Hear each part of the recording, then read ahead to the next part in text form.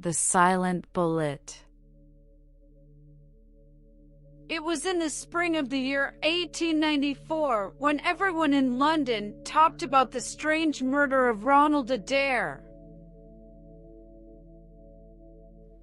I was interested in the case too, although Sherlock Holmes was dead, and I could not enjoy his perfect thinking. So I will try to give you all the details as well as I can, and as I knew them at that time. The Lord Ronald Adair was the second son of the Earl of Maynooth, who was at that time the governor of one of the Australian colonies. Ronald's mother had returned from Australia, and her son Ronald and her daughter Hilda came back with her, and they lived at 427 Park Lane. Ronald had no enemies and his habits were quiet and usual. But he was killed in a really strange and unexpected way between 10 and 11:20 at night on March 30th, 1894. Ronald liked playing cards. He played all the time, but never for so much money that it would hurt him. He was a member of 3 card clubs. On the day of his death, he played several games in one of the clubs. He played the whole afternoon and then after dinner too. He lost about £5, but it was nothing for him. In fact, it came out that together with Colonel Moran they won L420 about 2 weeks before that. On that evening, he came back from the club at exactly 10 o'clock. His mother and sister were together, and they were talking. The servant heard him come in and go up into his room.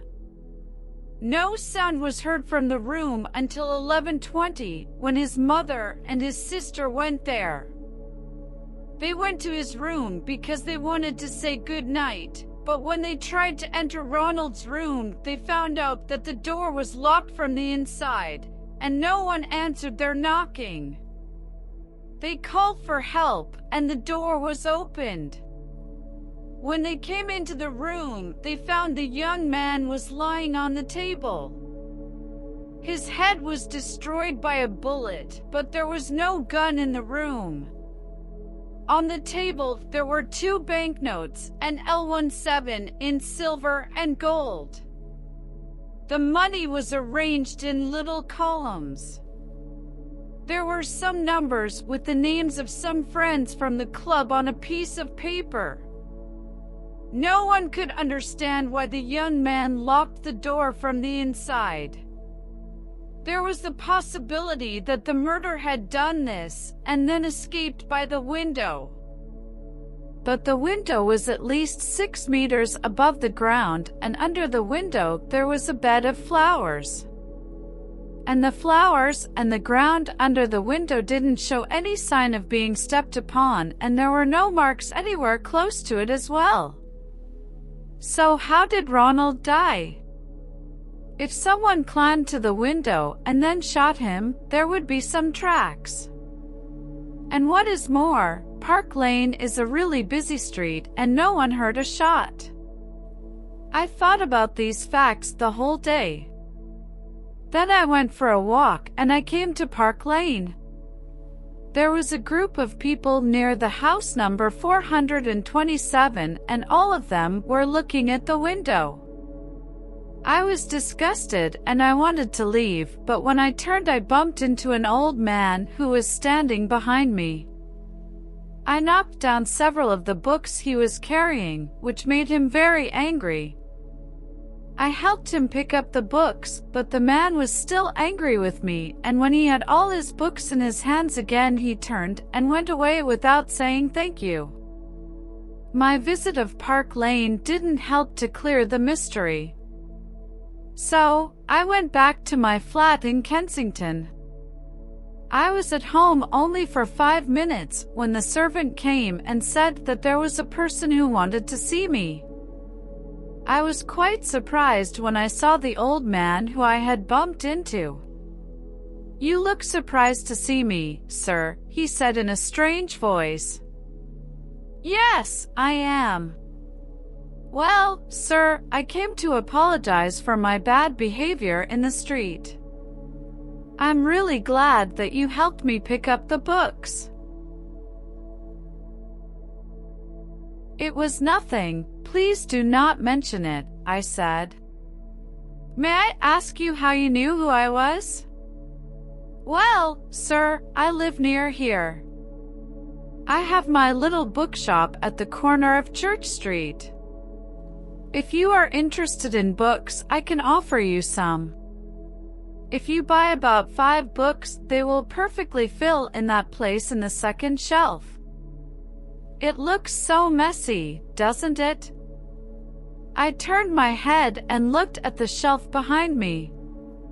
When I turned back, Sherlock Holmes was standing in front of me. He was smiling. I stood up. And then I don't remember anything. I probably fainted for the first time in my life.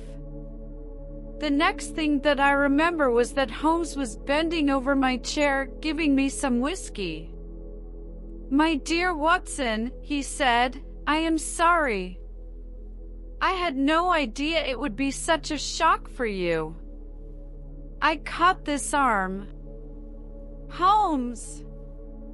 I cried. "Is it really you? Are you really alive? How did you manage to get out of that awful abyss?" "Wait a moment," he said. "Are you sure that you are fit enough to discuss it? I can see that my dramatic appearance gave you a serious shock." "I'm all right, but Holmes, how come that you are alive?" I asked. "My dear friend, I am so happy to see you. But now please tell me, how did you manage to get alive out of that terrible place?" He sat opposite to me and lit a cigarette and started talking. "I would like to explain everything to you, Watson, but I cannot now. I need your help because a long and dangerous night is in front of us.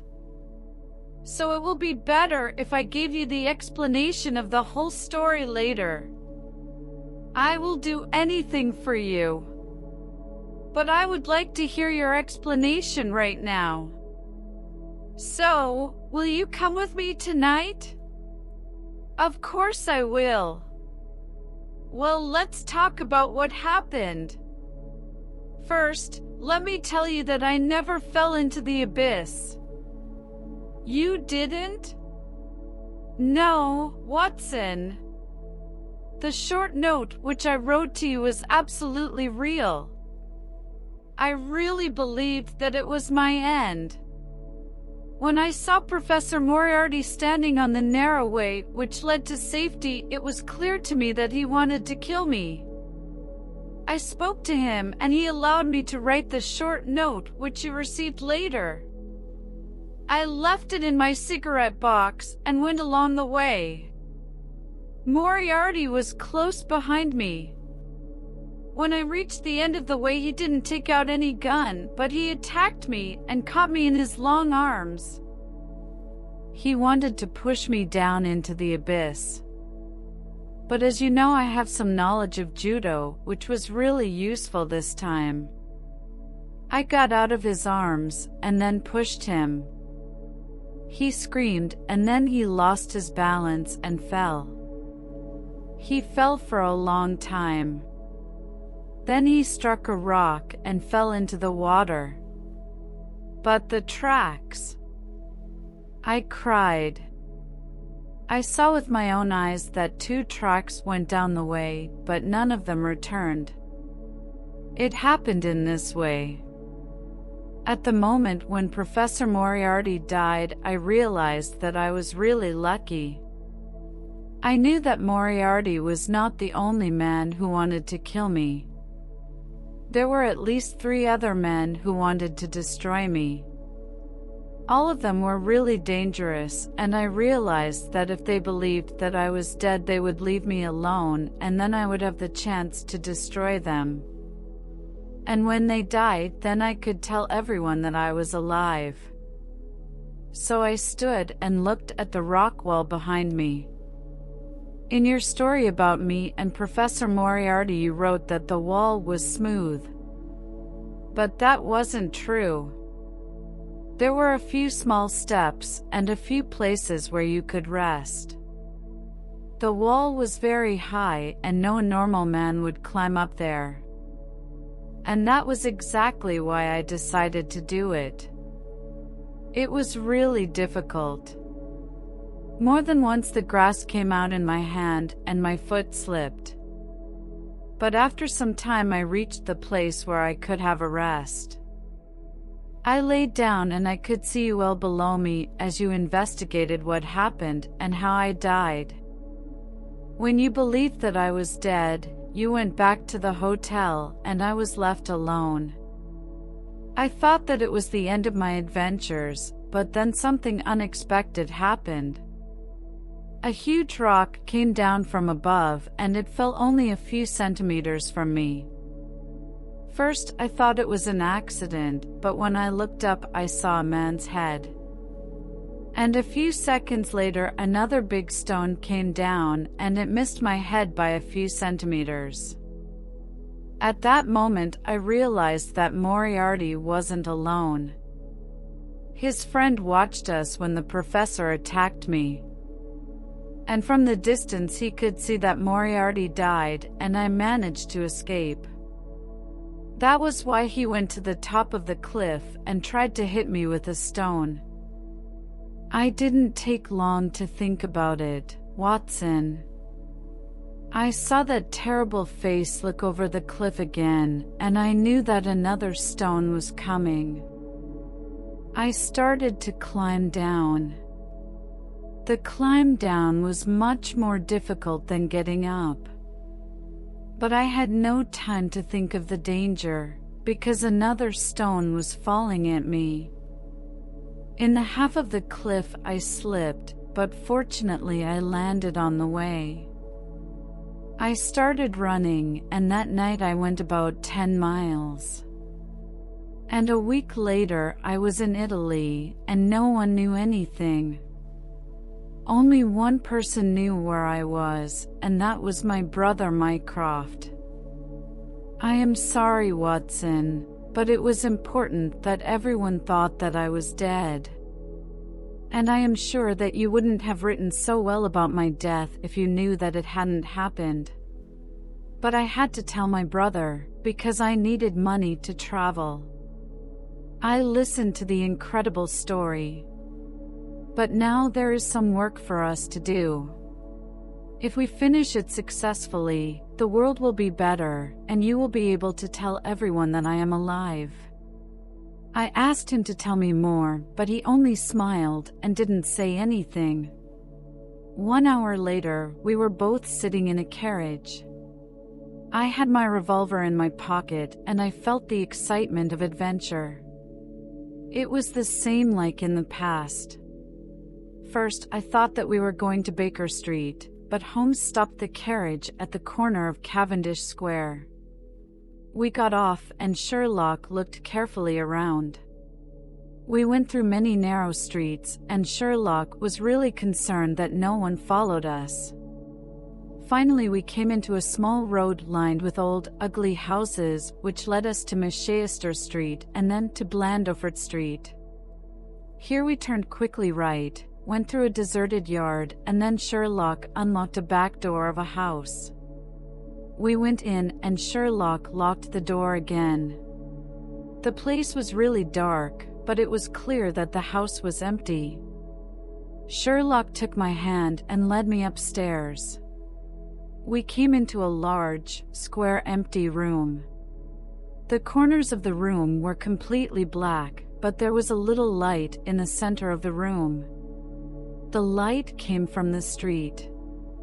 Holmes put his hand on my shoulder and his lips to my ear. "Do you know where we are?" he asked me. I looked out of the window. It must be Baker Street, I answered. Exactly. We are in Camden House, which stands exactly opposite to my old flat. But why are we here? Because we can see my flat from here clearly. Dear Watson, can you move a little nearer to the window, but make sure no one can see you from the outside?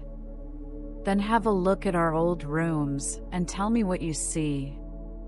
I moved forward and looked across the street, and I nearly shouted out. The blind was down and a strong light was burning in the room. The shadow of the man who was sitting in the room was very clear. I recognized it immediately. It was Sherlock Holmes. But it was not possible, because Sherlock was here with me. I quickly turned and touched him. Holmes was laughing quietly. Well, he said. Oh dear, it is fantastic. It really looks like me, doesn't it? He asked. I would swear that it was you, if I didn't know that it is not possible. It is a small model of me. It was made in Grenoble by Oscar Meunier. I only arranged the lighting. But why? Because, my dear Watson, I would like some people to believe that it was me there in the room, while I was somewhere else completely. So you think the rooms are watched?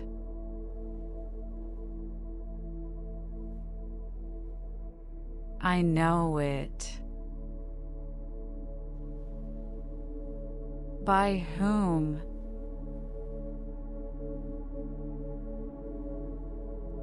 By the people, dear Watson, who would love to kill me, Professor Moriarty's friends.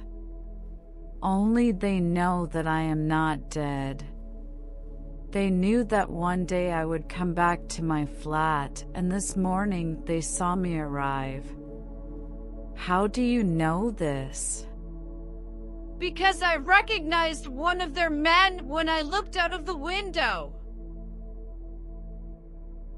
My friend's actions started to make sense to me. From this dark and empty house, he could watch the people who were watching him. And the shadow in the window was just a bait which should attract them. We stood there in the darkness and watched people passing. Holmes was quiet and he didn't move. But I knew that he was concentrated. He watched the people in the street, and from time to time he moved or tapped with his fingers on the wall. At last, as midnight came and the street was less busy, something happened. Look, Sherlock, I cried. The shadow has moved. Of course it has moved, he said. We are against some of the most clever men in Europe. We have been in this room for 2 hours, and during that time my servant, Mrs. Hudson, has made some changes in that figure 8 time. She changes its position every 15 minutes. She does it from the front, and that is why you will never see her shadow. Ah! Sherlock became really excited now. I could see nothing new in the street, but Sherlock Holmes behaved as if he knew better. He pulled me into the darkest corner and put his hand on my lips.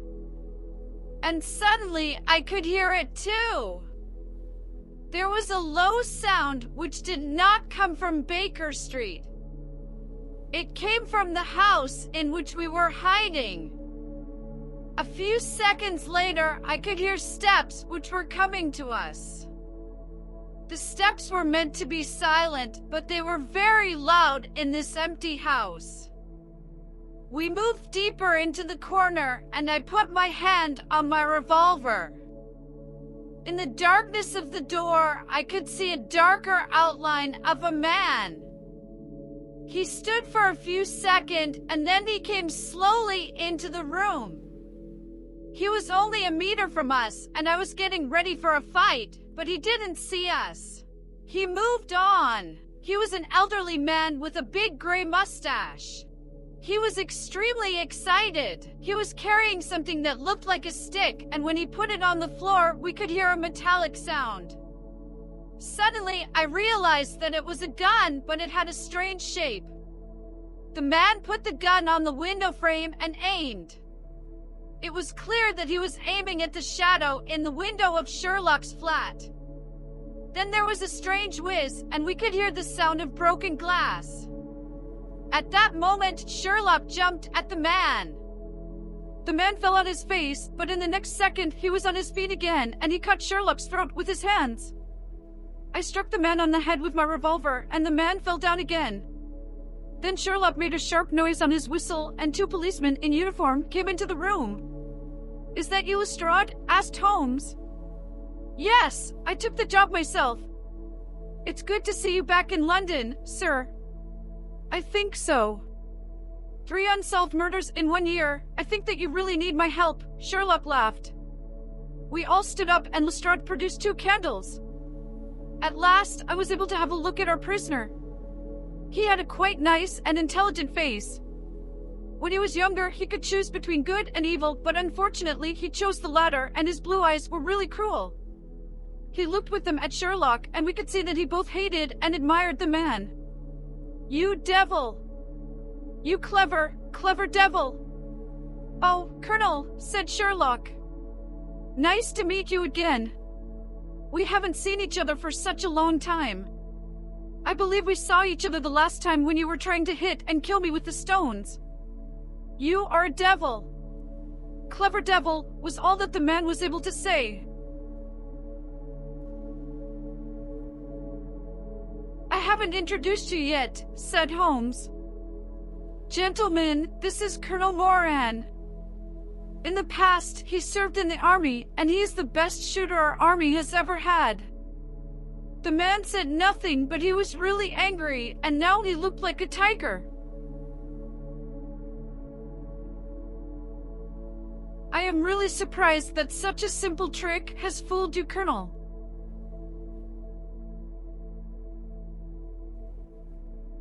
Colonel Moran jumped and wanted to attack Holmes again, but the policeman pulled him back. "But I have to admit that you had one small surprise for me," said Holmes. "I didn't expect you to use this empty house. I thought that you would shoot from the street where the police were waiting for you. But otherwise everything went as I expected." "I don't know why I should listen to this man," Colonel said to Lestrade. "If I am in the hands of the police, I would like the things to be done in the legal way." "Yes, that is reasonable," said Lestrade. "Do you have anything else that you would like to tell us, Holmes?" Holmes picked up the gun from the floor and examined it carefully.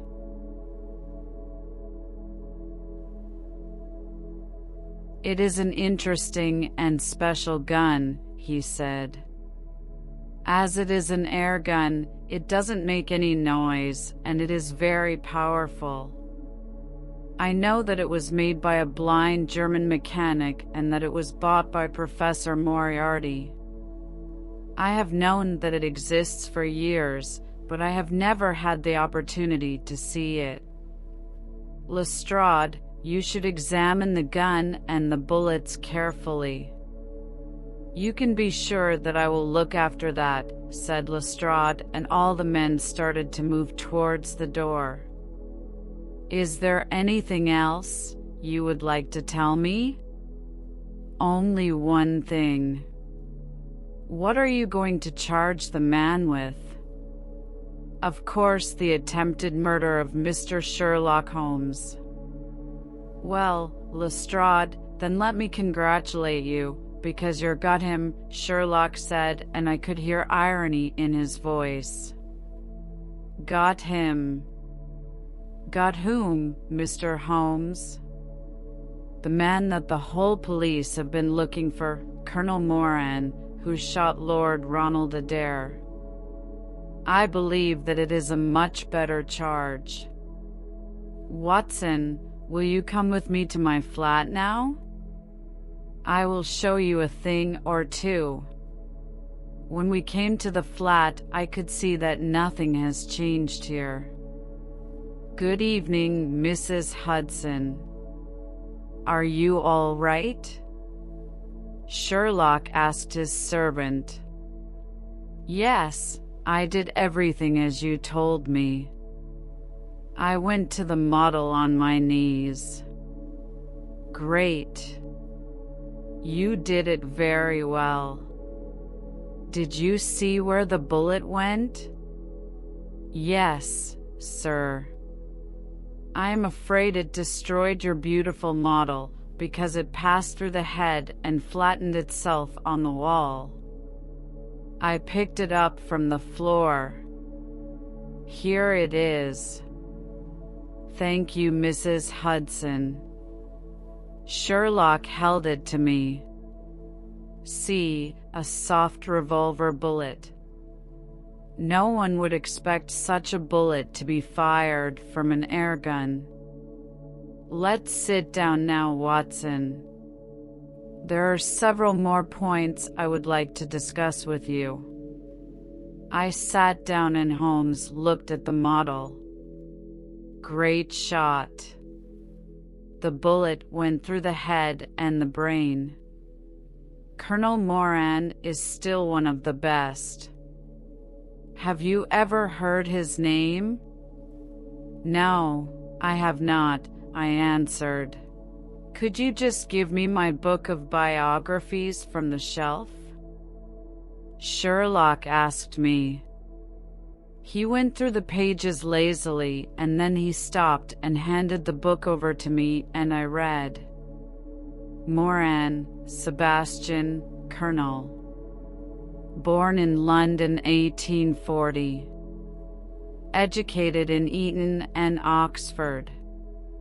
Served in Jawaki Campaign, Afghan War, Karaziab, Sherpur and Kabul.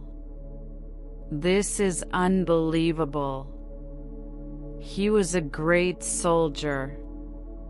It is true, Holmes answered. He was really a great soldier. But then at one point Colonel Moran began to go wrong. He had to leave India. He left the army and came back to London. Here Professor Moriarty found him. Moriarty gave him a lot of money and used him for killing one or two very important people. Do you remember the death of Mrs. Stewart in 1887? No? Well, I am sure Moran was the one who did it, but nothing could be proved. Even when the police caught the Moriarty's gang, they could not find anything against Colonel Moran, and they had to let him go. I am sure that it was him who threw the stones at me when I killed Moriarty. And since that day he was like a big shadow hanging over me. I knew that he had the air gun and that he was an excellent shooter, and I was afraid that one day he will shoot me. And I couldn't do anything. If I went to the police, they would laugh at me and they would do nothing. So I hoped that Colonel Moran would make a mistake. And then I read about the death of Lord Ronald Adair in the newspaper. My chance had come. I was quite sure that Moran had done it. They played cards together, and then Moran followed Ronald home and shot him through the open window. So I came back to London as quickly as I could. I was seen by Colonel's people, and I knew that Colonel Moran will try to kill me as soon as possible, and that he will do it with the same gun with which he killed Ronald Adair. That was why I prepared the great target in my flat and informed the police that they might be needed tonight. But when I chose my point of observation, I never dreamed that he would choose the same point for his attack. Now, dear Watson, is there anything more you would like me to explain? Yes, I said. I still do not know why Colonel Moran killed Lord Ronald Adair. I think it is not difficult to find out why. As you know, Colonel Moran and Ronald Adair together won a lot of money. I am sure that Moran cheated, and I think that on the day of the murder Adair discovered that Moran was cheating. I believe that Adair talked to Moran privately and told him to stop playing cards in the club. I think that he didn't want to start a scandal, as Colonel Moran used to be a soldier and much older than him. But this would not do for Moran, as the money from cards was his only income. And that was why he murdered Lord Ronald Adair.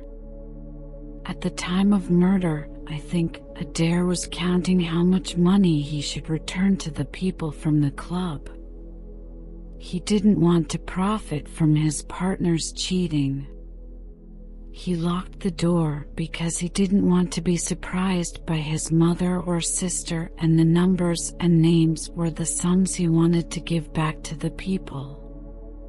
Do you agree with me? I believe that you are right. We will see during the trial.